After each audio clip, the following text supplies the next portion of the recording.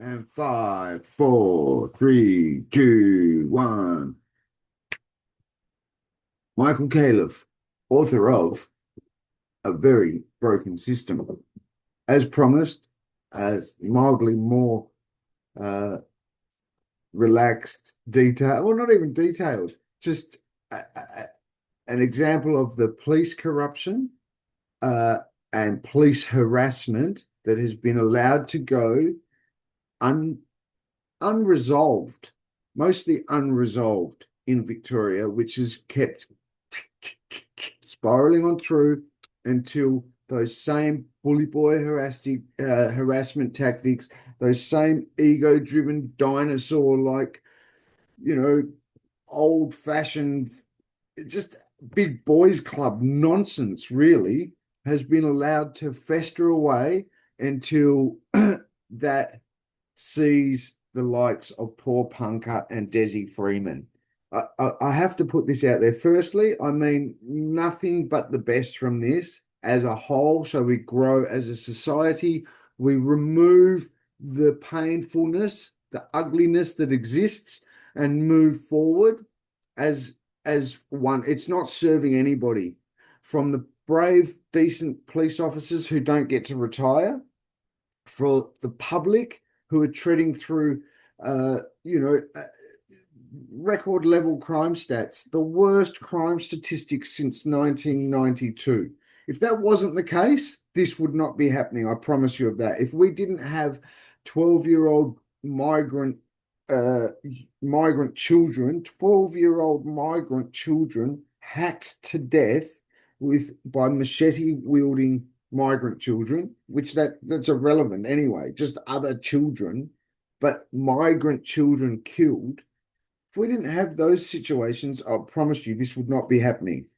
Even after what happened to me, even after the fact that I was system enemy number one, because I was asked to testify against a prison officer. I was asked to be a witness against a prison officer, and that basically led to me being exposed to the harassment that exists in Victoria. It just has to stop. It serves nobody. Now, first, we're going to start with that ethical giant, um, Constable Simon Illingworth.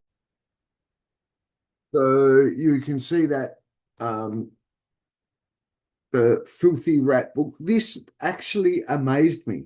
This Simon Illingworth story. I was sitting there writing A Very Broken System at the time, I kid you not, on Notepad with a computer with zero connectivity ever. I literally just did not. That's how harassed and surveilled I was at the time. So when I first wrote A Very Broken System, it was like that on Notepad, just typing it out, documenting things as I went. But what I stumbled across was this person who had gone through exactly the same situation, exactly, who, even though he came from a completely different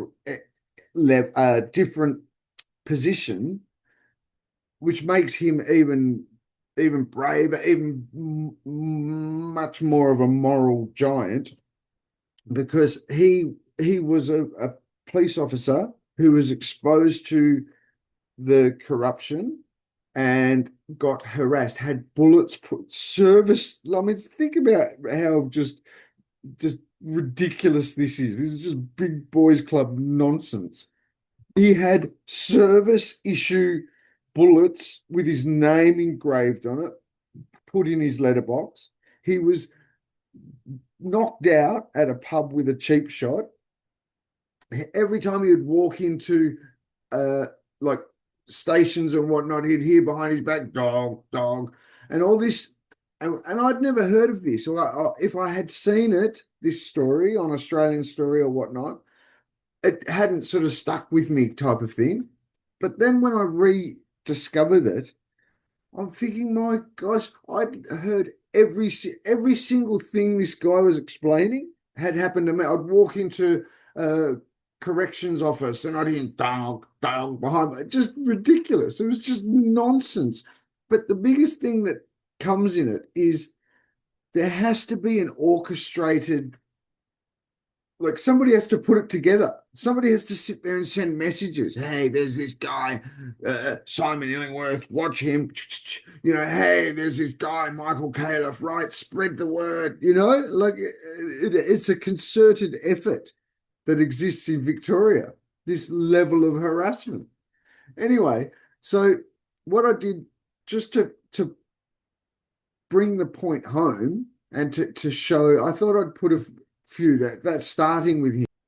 And we can't do these ones, unfortunately, without the Lawyer X fiasco. That needs to get a mention. Now, most people are aware of the Nicola Gobbo Lawyer X story. The biggest thing that of this little collage, just simple, no professional. I'm on school holiday, TAFE holidays, so I put things together fairly quickly, but the story is what is relevant. The biggest thing to point out on this page is that image of a buxom young lady standing alongside two of Melbourne's most infamous underworld figures, which leads that whole story, the Lawyer X story, is it is the backbone of it is a high-ranking informant who happened to be very unethically and immorally. Informant was a defense lawyer who was sleeping with some of the state of Victoria's most infamous drug dealing underworld figures while she was sleeping with high ranking Victoria police officers. Now think about that for a second. Think about, hang on a minute. So you mean the high ranking police officer was also talking to the high ranking underworld figure? Clearly. Anyhow, so you can't do one of those without mentioning Lawyer X, because the Lawyer X fiasco also goes hand in hand with none other than Tony Mokbel. Now, the reason Tony Mokbel is in here, and don't get me wrong, that I'm not trying to defend criminals or drug dealers or anything. Don't misread that one bit. The reason Tony Mokbel gets a mention is very simple. And that reason is because Tony Mokbel, he was one of he embarrassed Victoria Police. So what I'm pointing out is the level of harassment and big boys club ego-driven nonsense that exists, that has to stop. It's cost too many decent people their lives. So what happened was Tony Mokbel wasn't organizing hits and anything. That wasn't him. That was other people. He was just around the same time. But what happened was the police went after him like there was no tomorrow because he embarrassed them.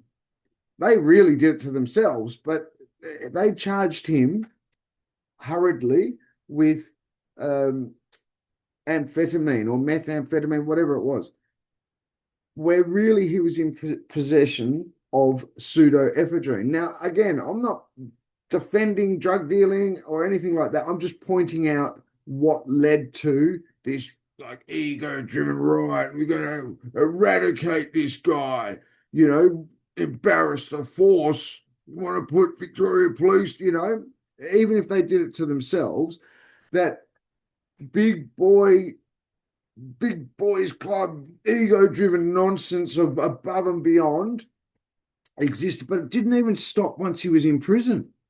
Once he was in prison, they were still manipulating things to have his time hard, to, steer enemies into him and hope they'd get taken. But when that didn't work, what they had to do was drip feed the media. Tony Mokbel,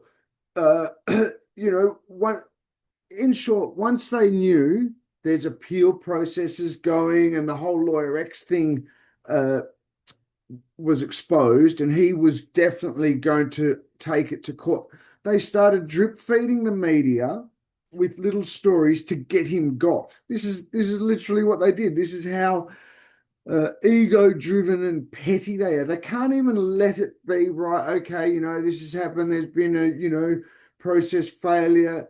No, that's not good enough for these people. They once they realized Tony Mokbel was exercising his right to follow appeal because there was a travesty of justice of the highest magnitude. What they started doing was, instead of going, right, we'll fight it in court, or whatnot, they started doing real sneaky ones, like manipulating the inmates, manipulating the media to drop, like, Tony Mokbel says he runs prison, all those type of ones. And eventually they got what they wanted. They got him stabbed and bashed because the very next day, after about a year, maybe 2 years of running these stories on, because I can remember thinking at the time, why is this guy even getting front page news all the time? And then the day after he gets stabbed, and then it sort of all, once I got exposed to the level of harassment that exists and the culture that exists, it all kind of just made perfect sense. And the same, I'll show you a couple of examples where exactly the same type of thing has happened. People are trying to, not trying to, they're just going through the process that we have. Don't, this is the judicial system. You don't use taxpayer money to get people stabbed. I mean, can you prove? Of course you can't. But it's just a nonsense. It's just happened. And when you see it, you can't unsee it. So what else they did with the Mokbel situation was they also went after the lawyer. I think her name was Tricarico, the lawyer that was handling, or even is still handling, the Mokbel case. They tried to get her for some case. They raided her. They basically went after her, like to crush anybody who dares challenge them. So it sounds like familiar, right? A familiar like modus operandi going on here. So the other one we have in this, which is exactly the same situation. They want to crush anybody who dares challenge them. And that is the Jason Roberts story. Jason Roberts wasn't even there that night. Ben Daly Debs, 100%, a scumbag, sex offender, rapist, horrible, horrible person. Those brave police officers, again, they didn't deserve to lose their life. That is a given. Absolute given. There's no two ways about it. Those brave police officers did not deserve to lose their life. However, Jason Roberts, he wasn't even there that night. They know this. Now, what happened in Victoria, for those of you who don't know, and this is how, like, when you know, you start thinking, hang on, this is pretty dodgy when you think about it. So what happened was, basically they passed a law, and it was retrospective, that anybody who kills a police officer in Victoria is going to serve the rest of their rest of their life in prison, which any international people, that's a big thing for Australia. For the term of your natural life in Australia is limited to a few people. And rightly so. You should not kill police officers. Don't do it. However, in that, right, this is where it gets really weird in Victoria. In that, they knew clearly, some of these people somewhere, that the faceless people of the faceless people of the government. Sorry about that. There was a little glitch there for some strange reason. Anyway, they knew that there's one person, they would have gone through their books. There's one person sitting in prison right now who's going to serve the rest of their lives in prison that shouldn't be. They knew, and his name was Jason Roberts. So what weirdly happened was Jason Roberts was given the right to appeal. They don't own it. They don't go, look, we pretty much know if we pass these laws retrospectively, you're going to spend the rest of your life in jail. And listen, our intel pretty much tells us you weren't there that night. They don't do that. Of course not, because legal minefield. So what they did was I don't even know, actually. It'd be interesting to know. They must have approached Jason Roberts, I'm guessing, or his lawyer, or just put it out there that, hey, you might, perhaps they put it to all. I tell you what they would have done. They would have probably put it to all people. We're passing a law retrospectively. You're involved in it. Here's a nice letter. You're involved. Would you like the right to appeal? And Jason Roberts would have known 100% he wasn't there that night and ticked the yes, I want appeal box. Possibly it was done like that. I don't know. Whatever the case, they gave Jason Roberts, very strangely, the right to appeal. Nobody else, now I say that, nobody else took it up. There was no other person that took it, just him, which is a bit strange. Like, you think, put that tinfoil hat on that one and think, hang on a minute. Who's that bureaucracy we're meant to have that's protecting us from all this? Hang on a minute.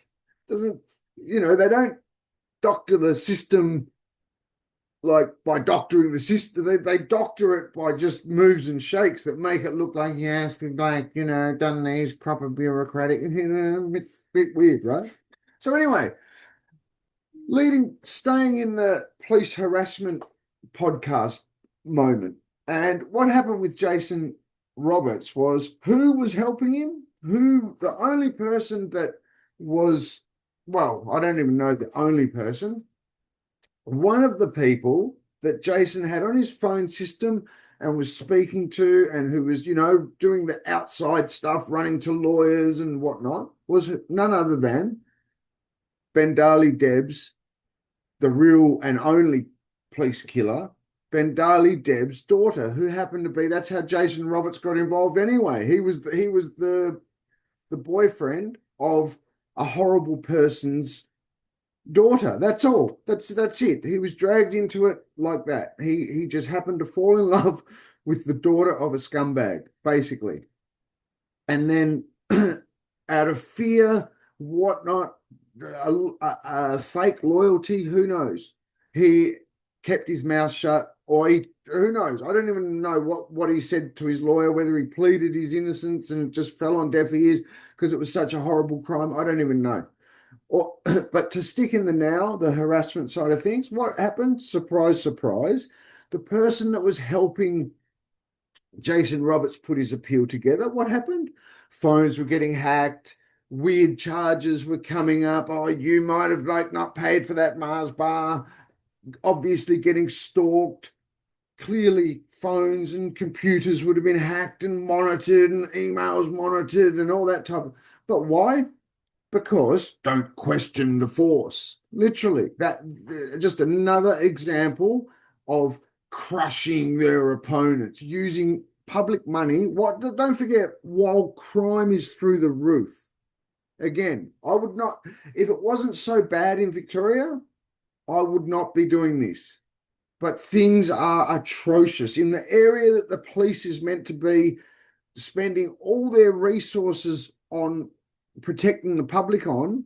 It's atrocious. It's just a failure after failure after failure. The whole Victorian law and order system is one epic fail.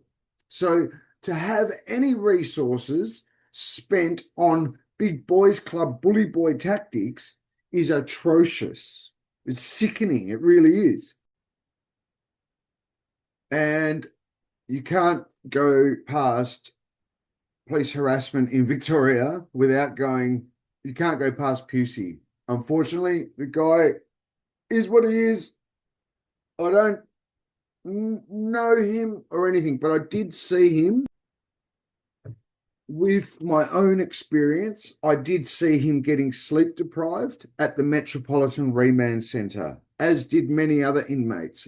A couple of the younger guys, for that matter, came to me and said, Mick, they're driving, they're doing the uh, security who do the rounds of the Metropolitan Prison System at night were every night driving around to what they call the slot management window and just floodlighting him. Aircraft landing light off. Aircraft landing light off. And there's no curtains or anything clearly in a prison cell window. Aircraft landing light off. Go for another drive around. Security come back again an hour later. Aircraft landing light off. Aircraft landing light off. So that went on. This is the same time, exactly the same time they're using artificial, the same prison is using AI bot technology to try and do my head and other inmates' heads in. They're doing this. They're sleep depriving Pusey. No doubt in my mind, he would have been copying the same AI bot treatment as well when he's confined to a slot cell. But we all saw, like, this, you can't expose the AI bot treatment. You have to be brave enough to just say, yes, this is what happened, you can't see it. There's no visual. But we all saw that, which is why I mentioned it. We all saw that. We all saw him getting sleep deprived. Everybody saw it. It was the talk of the jail yard. It was like, but because prior to that, they had released stories of his being a sex offender or some sexual assault charge, which brings around to, surprise, surprise, the Dezi Freeman Porpunkah incident. What's there? Odd sex-based charge. Now, why? I don't know. I can't speak for the Dezi Freeman. I can't speak for the daughter that was there. What I can tell you, though, as a fact, like this happened to me a number of times. During that time where I was like having to type my book on a notepad, basic word processor with no connectivity on the computer, nothing. I've made sure it didn't touch anything once, this computer. During that time, I had a point made clear to me a lot, to the point where I was paranoid of it. I was actually honestly going through my image files and doing what I could to try and prevent it happening, because I had threats made to me repeatedly that they were going to either set me up with a girl who was going to cry rape, or they were going to plant some ugly images on my computer or phone and then charge me with an ugly offense like that. And the best they could do, fortunately for me, was set me up with a girl who came crying like just a generational drug addicted sex worker. And fortunately, the closest they came to ever doing anything like that was when she came attacking and yelling and carrying on at me, and threw something in the back of my head. They put an IVO on us. Thank you, great. And this was when I went into a corrections appointment. Like, they knew exactly what they were doing. When I went into a corrections appointment, they made jokes like, you might want to get an IVO against the girls, Michael. You're so weak, like that, But still, my point is, it's clearly something these people think about. It's not like, it's obviously a tactic. It's obviously something that they do. But this police harassment, this archaic dinosaur, often police corruption, has to stop in Victoria. I spent 10 years 10 years I spent either confined to a prison cell with a torturous little AI chatbot trying to do my head in, or I, while homeless and with no way out of it, basically, because either there was a drug addicted, drug dealing informant. So basically, I had nowhere to turn. And that was all put together by police harassment, police, Victoria Police trying their hardest to silence one of their critics, to crush this guy, which is exactly what they did to Pusey. Now, I don't agree with anything any of these people did, but I don't agree with police officers not getting to retire because that same harassment or equal. I don't agree with somebody that they're harassing and doing their heading with AI bot technology, thinking the only way out, the best move is to barrel down a pedestrian mall, running over innocent people, including a baby, and then to prevent getting voted out, the politician's response to that is yeah, whatever.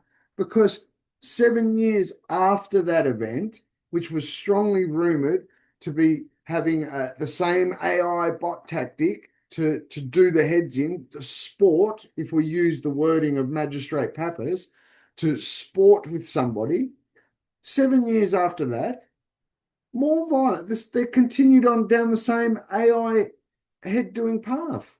They continued down the same harassment, the same ego-driven nonsense that's just playing out repeatedly. And then you get to Dezi Freeman and Porpunkah and have a look at the story. Have a look at it. I'm like going like this because you've got basically this guy who's going to charge judges and whatnot. By the sounds of it, he is very careful to not break any laws. But that's half the problem to these guys. That's another thing. That's another thing. They used to try and goad me when they will almost goad me to lash out violently, to do something crazy in my car, so that they could then go, yeah, we got rid of him. At least, like that was literally the sport that was being played. Clearly, ladies and gentlemen, it has to stop. Clearly. Anyway, hopefully we can get a little bit more positivity in Victoria.